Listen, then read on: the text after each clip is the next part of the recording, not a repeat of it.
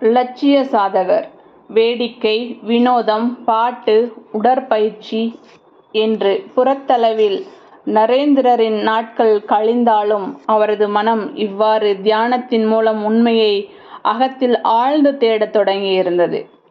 இந்த பிரபஞ்சத்தை படைத்து காத்து செயல்படுகின்ற ஒரு சக்தி இருக்குமானால் அந்த சக்தியை எத்தனையோ மகான்கள் கண்டு போற்றி புகழ்ந்திருப்பது உண்மையானால் அந்த உண்மையை, அந்த சக்தியை நானும் காண வேண்டும் என்ற எண்ணம் அவரிடம் தீவிரமாகியது. நேருக்கு நேராக காண்பதை தவிர வேறு எந்த நிரூபணமும் அவருக்கு போதுமானதாக இல்லை. அதற்கு முதலில் வேண்டுவது என்ன? அந்த தகுதிகள் என்னென்ன? தவம், சுவாத்தியாயம், இறைநாட்டம், இவை மூன்றும் கிரியா யோகம் என்கிறது பதஞ்சலி யோக சூத்திரம். இதில் தவம் என்பதே அனைத்திற்கும் ஆதாரமானது. தவம் என்பதின் வடமொழி மூலச்சொல்லான தபஸ் என்பது எரித்தல் என்று பொருள்படுகிறது. எதை எரிப்பது?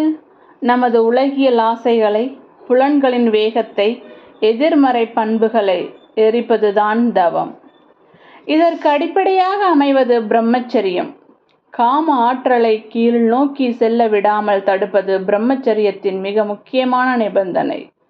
காம வழியில் செல்லாதிருப்பது மாபெரும் தவமாக கருதப்படுகிறது.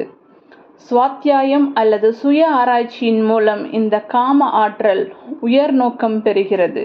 தவத்தின் மூலம் தூய்மை பெற்ற, சுவாத்தியாயத்தின் மூலம் உயர் நோக்கம் பெற்ற காம ஆற்றல் அறுதி உண்மையான இறைவனை நோக்கி செலுத்தப்படும் போது அது உண்மையை அடையும் பாதையில் சாதகனை சேர்க்கிறது.